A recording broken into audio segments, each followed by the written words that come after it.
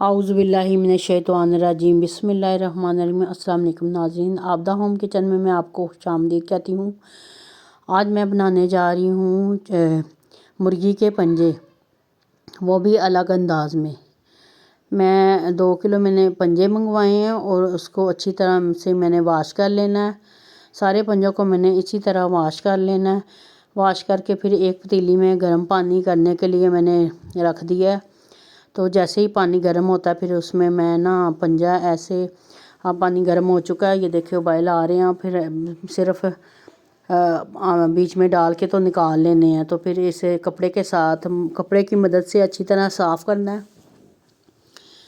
इसकी जो सी है ऊपर छिलका है वो उतार लेना है। तो इसको अच्छी तरह से ऐसे साफ़ कर लेना है। पंजे चूल्हे पे जला के भी बनते हैं, लेकिन ये आसान तरीका है। ये पानी में थोड़ी सी देर डिप किया फिर निकाल के तो इसके छिलके आसानी से उतर जाते हैं।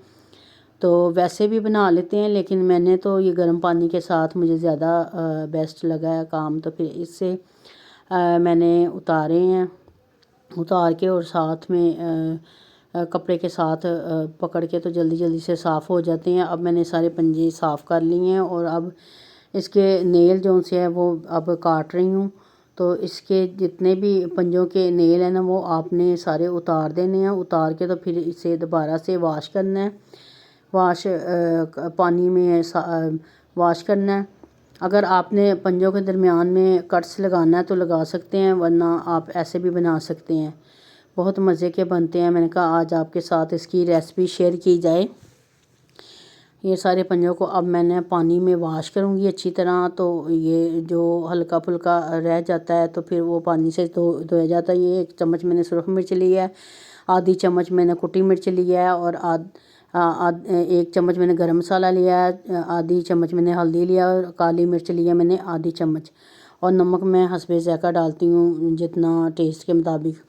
और टमाटर लिए मैंने तकरीबन 4 टमाटर लिए हैं बड़े साइज़ के, और तकरीबन प्याज मैंने लिया आधा किलो प्याज होगा, वो हो जाएगा इसमें।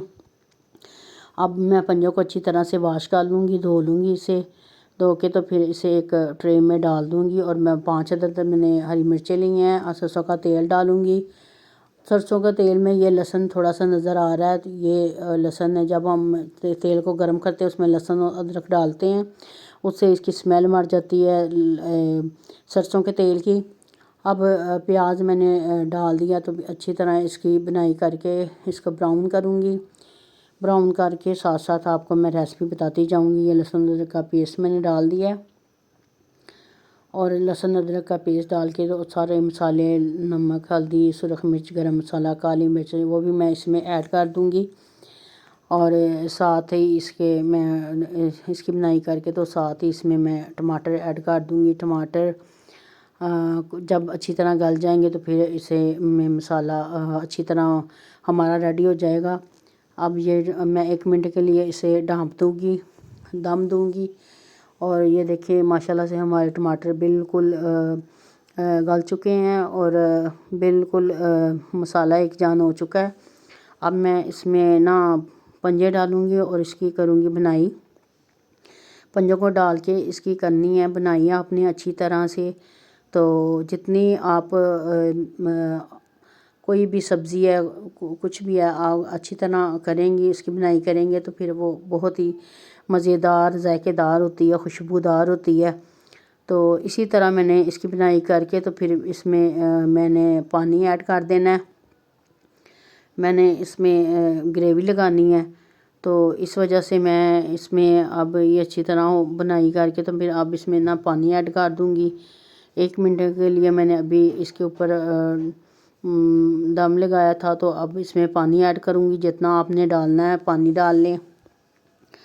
और मैं इसे 15 मिनट के लिए ना प्रेशर लगाऊंगी ताकि ये अच्छी तरह से जो सा ना पंजे हमारे गल जाएं।